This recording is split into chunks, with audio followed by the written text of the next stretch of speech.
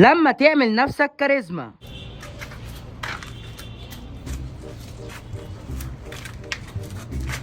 انا مش عارف السطح مش نضيف ليه النهارده، مش فاهم. انا عايز اروح اقلع عند الحلاق اديله 150 جنيه.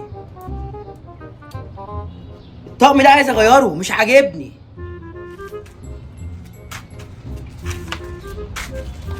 مين اللي واقف هناك ده؟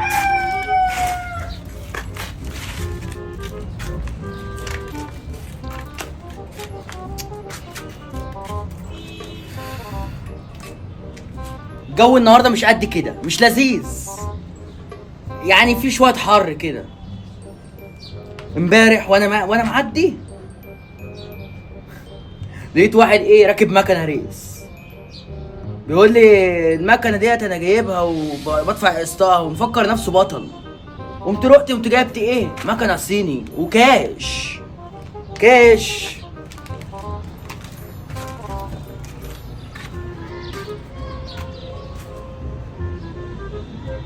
الشارع مش قد كده النهارده، مش عاجبني قوي. النهارده ممكن ما انزلش. هنزل اعمل ايه وانا كل يوم لازم اظهر لهم في الشارع؟ لا.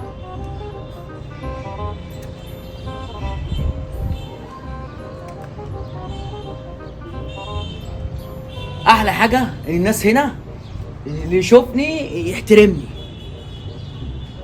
عامل لنفسي شخصيه كده انا هنا. الولايه دي واقفه بتعمل ايه؟ انت يا واد، ايه يا ست؟ صاحب البيت بيقول لك زعق وقال لك انزل من على السطح. ماشي. يلا انزل.